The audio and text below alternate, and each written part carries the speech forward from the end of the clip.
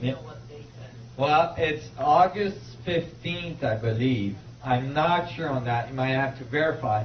And I've been going on the net this year to see the crop circles of August, and the page is not updated past the 10th or the 11th. So I'm anxiously waiting to see if there's been another message this year. Direct binary message. There's been many crop circles this year. Usually, apparently, August 15 is always close to this radio telescope. I'm sorry? Is this close to radio telescope? Well, it's in England. The two that we saw, the two first ones were right beside the radio telescope. The third one is further from the radio telescope, but then again, it's right beside a huge repeater antenna, which implies communication. So here, we're being talked to directly. They are getting closer and closer to contact. We're going to see this afternoon a little bit more of the influence that other species in our galaxy may have had on our planet early in its evolution, and how that relates to our current physics, and how that relates to the physics that I'm presenting to you today. Because there's a direct relationship. And it has to do with some of the monuments that are found all around the Earth. So when you look at this, there is crop circles all around the world that are telling us about this structure of the vacuum. But when you look at nature, see, the proof of the pudding is that in this case, all of nature is included. Because, you see, if you take Einstein's field equations, for instance, there is no human being that live in that world. There is nothing in Einstein's field equations that describe how you got here. Okay?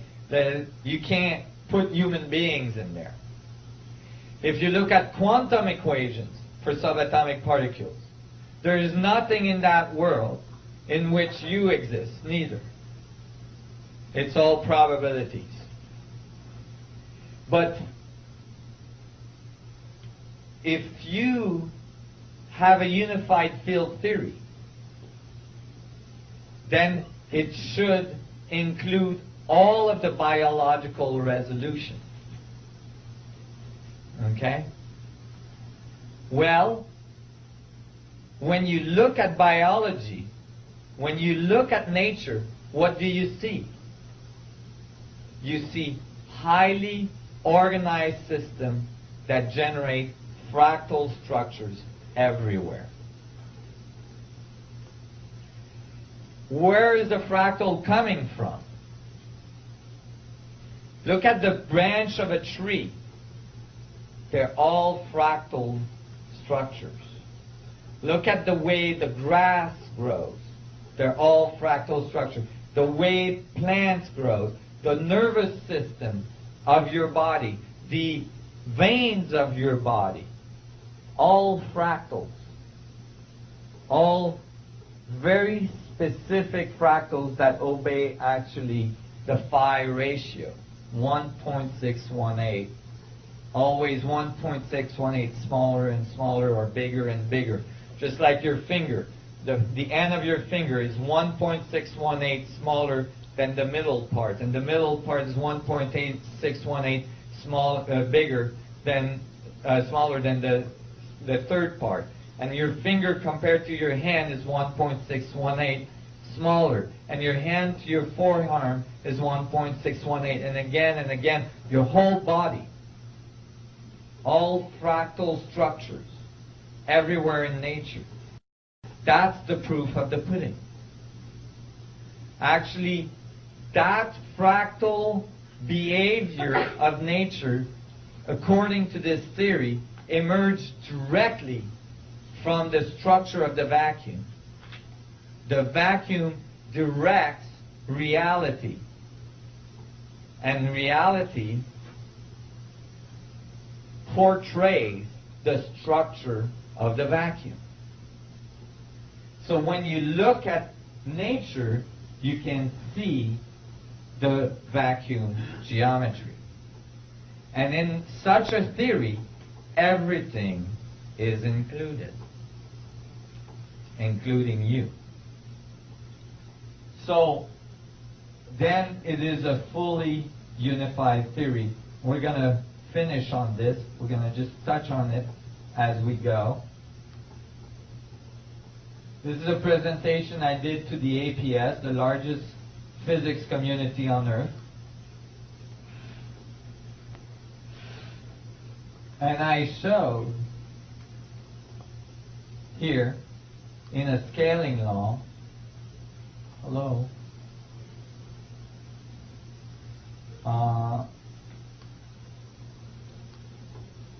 I showed in a scaling law that if you take all of the objects in the universe and you plot their radius against their frequency, okay, these objects all fall on a straight line across the graph. Okay? All of these objects obeying the Carl Schwarzschild condition of a black hole. Okay? Let me explain this, what it means. Because it looks complex, but it's not that complex. This is the universal scale, our universe. We have an approximate idea of its radius if it's a closed universe. If you look at that, the mass inside the universe exceeds the escape velocity of light. That means if you shine a light in one direction, you know how Einstein discovered that the electromagnetic field can get bent by the gravitational forces, the curvature of space-time?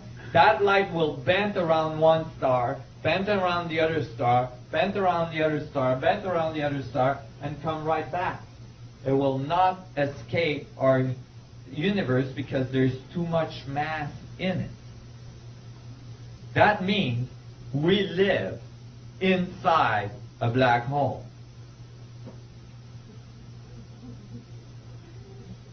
Let me reiterate that. We live inside a black hole. That's why when you look up in the sky at night, it's black. Because light is contracting in the vacuum towards singularity.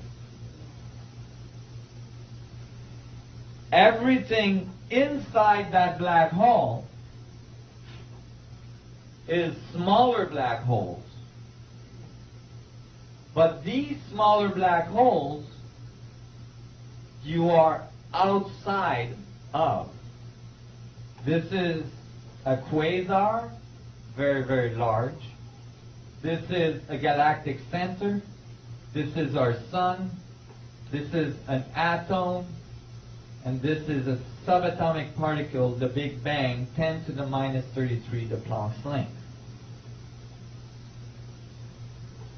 Note that the atom and subatomic particle are included. Current physics is divided between quantum theory, which is subatomic particle and atomic particle, and cosmology, which is relativistic equation for large objects. Here we show a direct relationship of all these objects together. No division. If all of these objects are considered different scale black holes, this is called a scaling law. This is what I'm just about to publish in November. It's under peer review right now, and so far the peer review is excellent.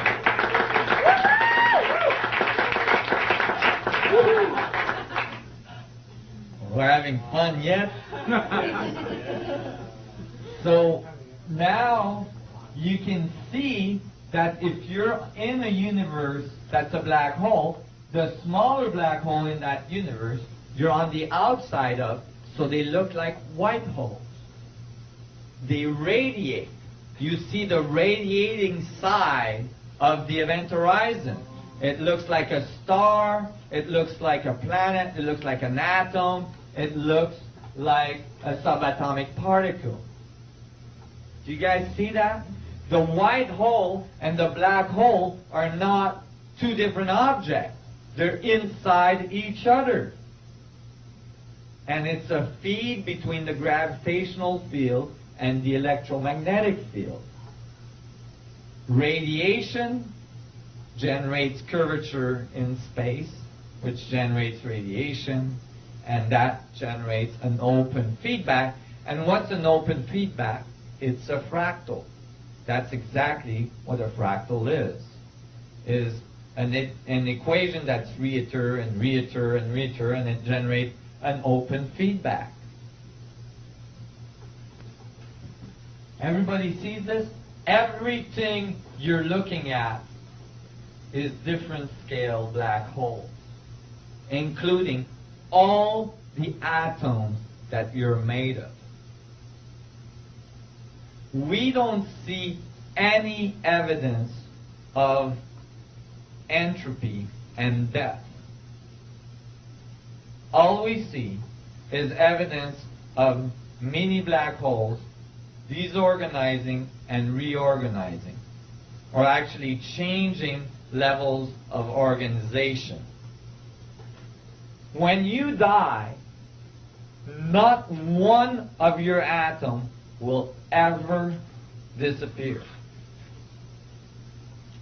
They just go from one level of organization to another. They go from one scale to another. Now I'm telling you that your atoms are mini black holes. Is that crazy? Actually not. Some of the largest, most comprehensive unification theory that are trying to be worked out now, and are incorrect because they're missing the fractal component,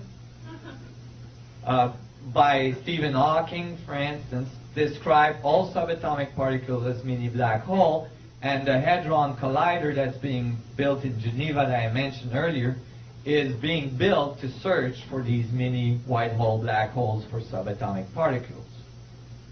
One thing that's really exciting that I discovered lately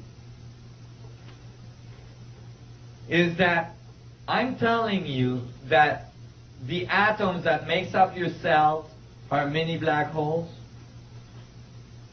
Well, that's true. But another resolution is the cell itself. When you look at the surface of a cell, a biological cell, it has a grid on it. It has a mesh on it that holds the event horizon of the cell, that holds the membrane of the cell together. That is called lipoprotein.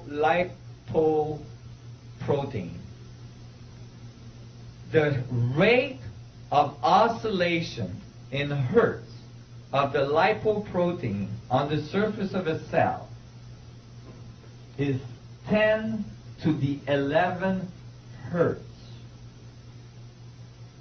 That's 10 with 11 zeros hertz. That's how fast it vibrates, the cell.